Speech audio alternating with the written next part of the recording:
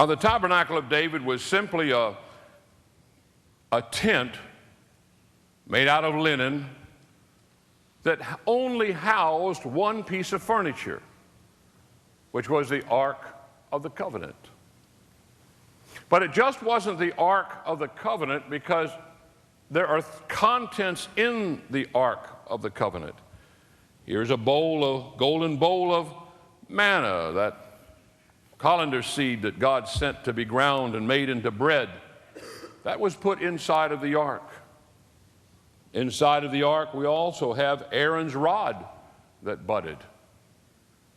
God was trying to straighten out a challenge that was going on in the environment of the tribes. He said, "Tell you what, Aaron, go cut a rod." And he told, and Moses told the other members of the tribe, the heads of the tribe, "Go cut yourself a stick or whatever." They left it that night outside the tabernacle. They came back the next morning. One came to life. It's called the rod that budded, which was Aaron's rod. We'll talk about that. That's inside of the ark. And then we have the tablets of stone. And so how does that figure into what we are about to experience? Well, there was a separation. In fact, pick it out and let's go to Hebrews chapter 8. Make it Hebrews chapter 9, that's closer.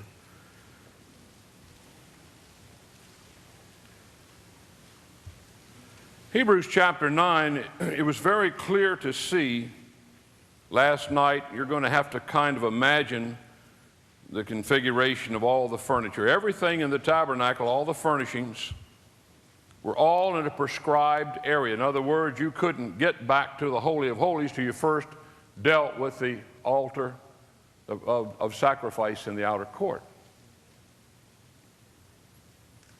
And as you look at the furniture and the way that it's laid out, God says you can't play hopscotch and jump from the outer court all the way into the Holy of Holies. It won't work. You've got to come by each piece of furniture. Each piece of furniture, there's something God wants to tell us about. And we have people today that are climbing over the fence, trying to get under the fence, trying to get into the kingdom, all kinds of ways, when Jesus says, "I'm the door." So you've got to come through the door first. Then you come to the brazen altar, and then you come to the laver, and then when you come out of the outer court, your metal changes to gold, which is a significance of deity.